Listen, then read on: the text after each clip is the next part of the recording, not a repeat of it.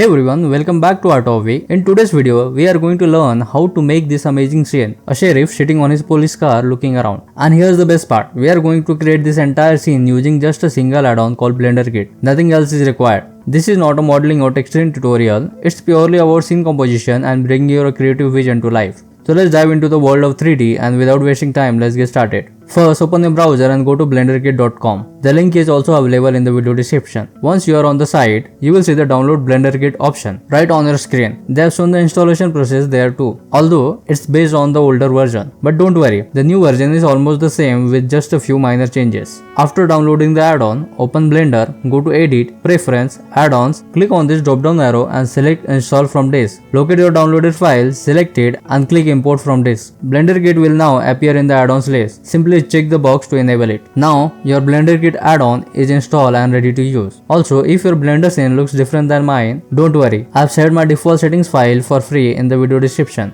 That way you can avoid render settings issue and follow the tutorial step by step. Back in Blender, first delete the default cube, press Shift A, add a plane, go to edit mode, then press S+20 to scale it up to 20 meters. Next, go to BlenderKit search bar and type tree. Make sure the filter results by free. Choose a tree model you like. For this video, I'm using a tree model by Russo 3D. Just simply drag and drop it into the scene. Then in the outliner, right click the tree collection and choose a duplicate link. Arrange the trees in your scene for a nice layout.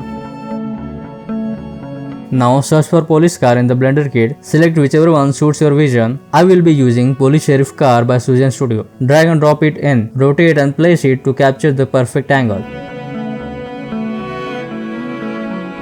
Next, search for cone. I will use a cone model by Nik Kottmann. Drag and drop it and then duplicate it few times and arrange it according to your vision. And now, I also want a road barrier at the end of the road to match my idea. Search road in the BlenderKit and pick one. I will use the 3D road barrier by Crazy Cat. Place and scale it as needed. Now time to add our main focus, the Policeman animated character. Search for Policeman and use the thin Policeman stylish animated character by Nik. Drag and drop it in and place it roughly in the scene for now. We'll refine it later. Next, I will add another road barrier behind the car. For this, I will use photo scan concrete road barrier by Nik Kottmann. Place it properly.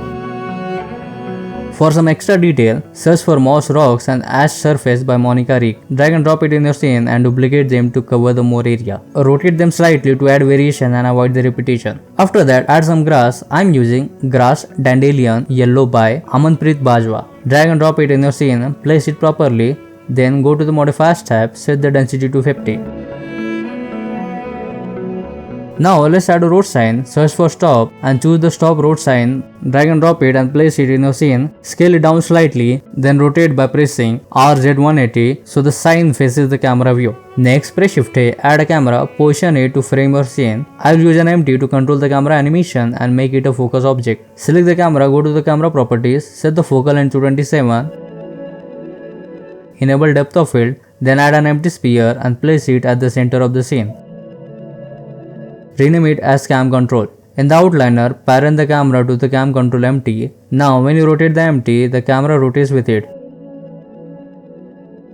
In the camera's focus object, select the cam control empty and set the f-stop value to 0.5. Adjust the objects in the scene as needed.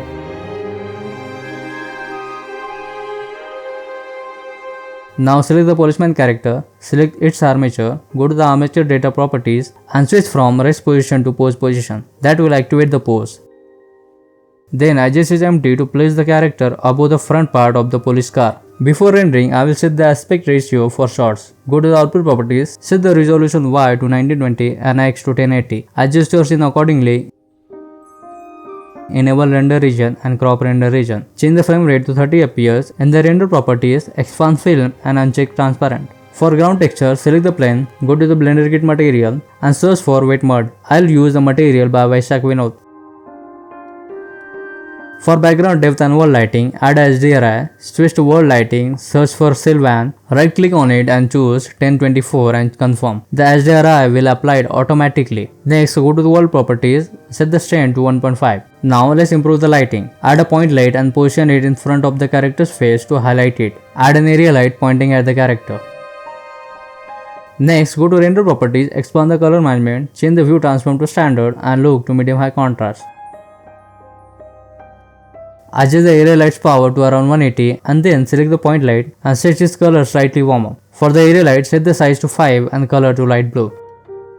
Next, go to the Compositor panel, add a glare node and a lens distortion node. Set the distortion value to 0.01 and dispersion to 0.02 and check fit. To preview the effect, back to 3D viewport and here set the view to camera. You will notice the difference right away. Now let's add some atmosphere. Press Shift A, add a plane, go to edit mode, scale it to the size of your ground plane, then extrude upward. In object mode, go to the object properties and under viewport display set it to wire.